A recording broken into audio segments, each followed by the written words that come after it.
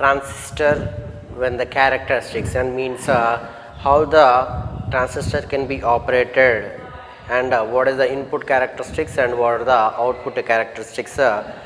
By operating the transistor in such a way, we got the three regions, means by changing the potential, keeping the output potential at constant, and we got the region, some of the regions, that is a saturated region, cutoff region and active region.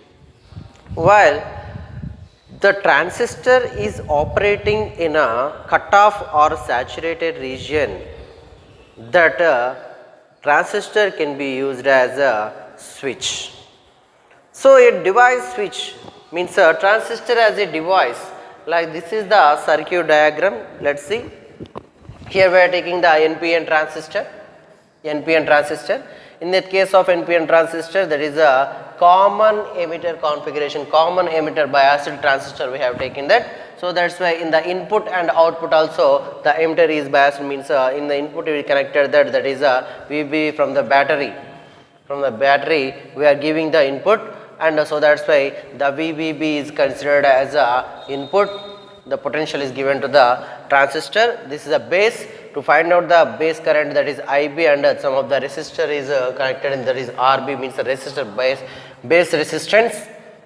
And to know the potential difference across the terminals base and emitter, this will be the potential across VBE voltmeter, and the IE means the emitter current, and this will be the IC means collector current, which is given by the, this is forwardly biased and this is reversely biased, and whenever it is operated in cutoff and saturated region, then whenever it is in saturated region, that is the two circuits, so primary circuit, first primary circuit, input circuit and output circuit, both will be in forwardly biased, and whenever that it is operated in cutoff region, then both will be in reverse bias. So that's why we can get the values of output values we can get.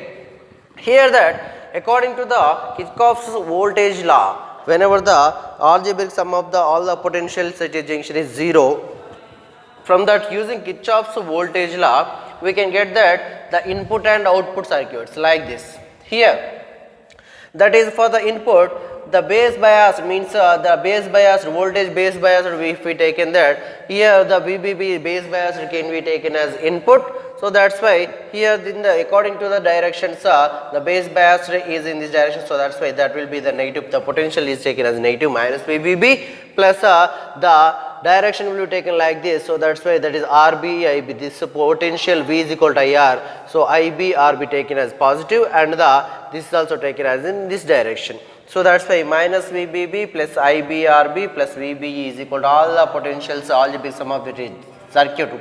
This circuit is equal to 0.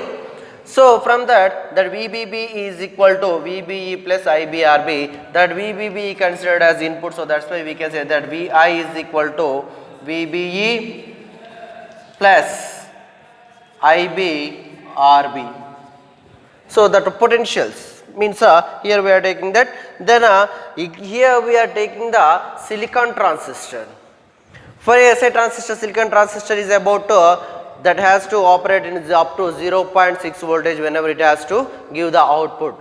More than the 0.6 volt or 0.7 volts, so then only less than the 1.0 volts, then only the silicon transistor will be an active region. So that here the silicon transistor is about to 0.6 volt to 0.7 volts, not more than the 1.0 volt.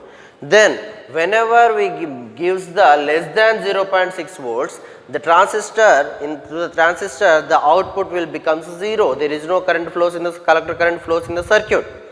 So that's why the silicon transistor is about to its base emitter junction potential will be 0.6 volts. Whenever we give the 0.6 volts, beyond the 0.6 volts, then only we can get the output, some of the values we can get.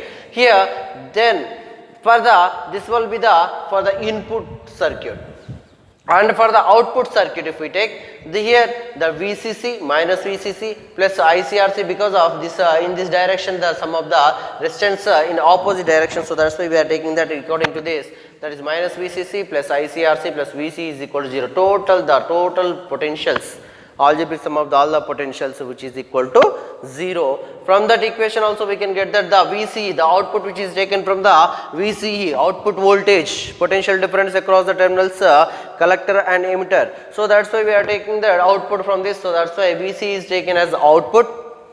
So from that output VCE is equal to VCC. Whenever taken this side, VCC minus ICRC will be the output voltage. From this output voltage, assume that VCE is equal to output and VBB is equal to input. So VBB is equal to input, means whenever we give the input voltage, then we can get the output voltage like that. In case of the silicon transistor, if the potential is given less than 0.6 volts, less than 0.6 volts, this is so that's why there is no collector current flows through the circuit. If the potential given in input, that is in Vi is equal to the potential given to the input is less than the 0.6 volts, no collector current in the circuit, the collector current becomes 0. So that's why IC is equal to 0. Then the output, what will happen? Output whenever the IC is given, then IC is equal to 0, then VC is equal to output VCC, means V is equal to, here V naught is equal to VCC minus ICRC, means output voltage. This is output voltage and this is input voltage to find out that. So from that output, by substituting IC is equal to 0, we can get that V naught is equal to VCC. And whenever, if more than the 0.6 volts is given to the transistor, means beyond the 0.6 volts up to less than 1.0 volt, means between the 0.6 volts to up to 1.0 volts, then but less than the 1.0 volts, some collector current flows through the circuit, some collector flows through the circuit, but we can observe that the output voltage will be decreases. Whenever the increasing of the input voltage, then output current increases, means the collector current increases, but the potential V naught decreases because of here VCC has fixed value. So that's why from the fixed value, whenever we taking that IC is increases, then by decreasing this V naught will be decreases. Because of here is that the more addition is there, the potentials will be added, because of the potential is also increasing, so that base current is increasing. So that way output collector current, there is no, whenever we give the more than 0.6 volts, less than the 1.0 volts, then the collector current increases in the circuit, but we can observe that the output voltage goes on decreasing. Due to that, here value of V naught decreases with increasing the Vi beyond the 0.6 volts, means like that up to 0.6, 0.7, 0.8, up to 1 less than 1.0, more than that, whenever the input is givenly nearly 1.0 volts. When the beyond the 0.6 volts, nearly 1.0 volts, so we apply the input, then we can observe that the input collector current will be goes on increasing linearly with the output, up to less than the 1.0 volts, from 0.6 volts to up to less than 1.0 volts, 1.0 volts. Then input and output goes on linearly. Then here the linear, whenever it is a transistor will be in a active state, means whenever the input is given less than 0.6 volts for the silicon transistor, it's a cutoff region, it will be in a cutoff region. If in case of more than the 0.6 volts to the up to 1.0 volts, the silicon transistor will be in a active state, So here the Vi and V are linear, means input and output voltage are linear. Then if the voltage, input voltage given more than the 1.0 volt, the input and output voltages will not be linearly. Whenever the collector current is increasing and goes to the maximum value, the output value will be goes on decreasing it towards the 0 but never becomes a 0. That will goes towards the 0 but never becomes a 0. Means here collector current will be maximum, IC will be maximum, but the output voltage never becomes 0 but is towards the 0, it will traveling towards the 0.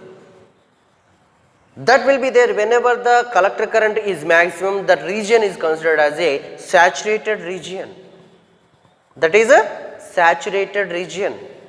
Once again, this is a three things are there. One is cutoff region. We know that already we discussed in the transistor characteristics, common emitter transistor characteristics, common emitter based. In that case of first one is the cutoff region and a saturated region and active region. In this case also the three regions can be noted.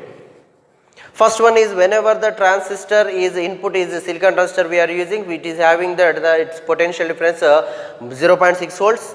Whenever the potential is applied more less than the 0.6 voltage, then IC current means the collector current becomes 0. Though output voltage we can get will be the maximum it will be state. So that will be the cutoff region.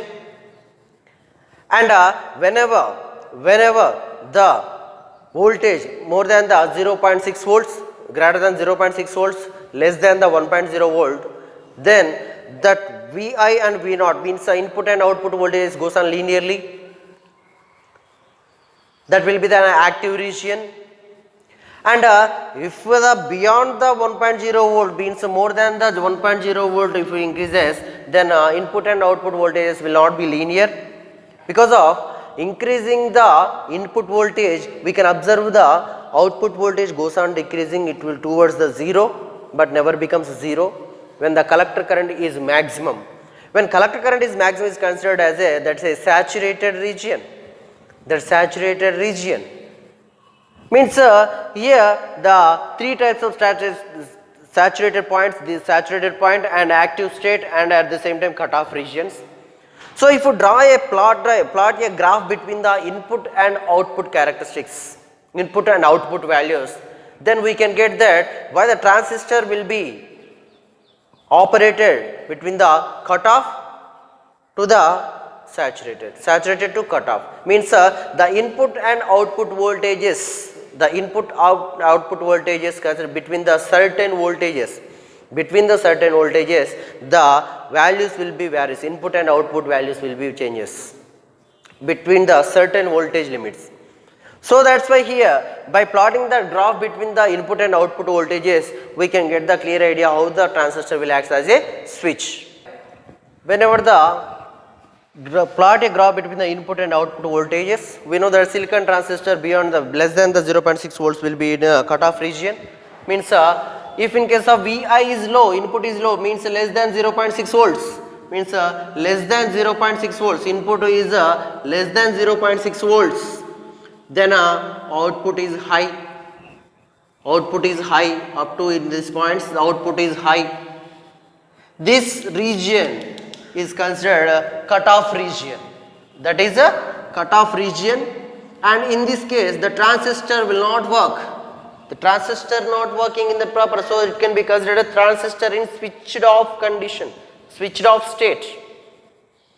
Less than the 0.6 volts, silicon transistor will be in switched off state, and the output is a maximum. Transistor is a switched off. In case when input is low, that is transistor is switched off. If input is high, means more than the 1.0 volt, then here output will be low like this. Here is maximum. Whenever the current here the voltage is 0.6 volts, if output is maximum. Whenever it is increased by that 1.0 volts, that voltage goes on decreasing. Voltage goes on decreasing but never becomes 0. That current will never become 0. The Vi is low and collector current is maximum. The collector current is maximum and transistor is fully conducting the collector current flowing through the circuit. So that's why here it is said to be there in a switched on condition. Means if in case of the input is high, the transistor is in switched on condition. So that Vi is high, the transistor is switched on, and Vi is low, means input is low, input voltage is low, then the transistor is in switched off condition. So this indicates that the transistor acts as a switch from the cutoff to the saturated, saturated to the cutoff region. By transferring that, then transistor acts as a switch.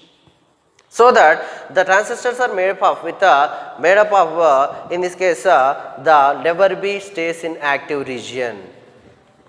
It will be operated between the saturated and cutoff region. It will be operated to the saturated and cutoff region. So that's why we can say that the transistor acts as a switch.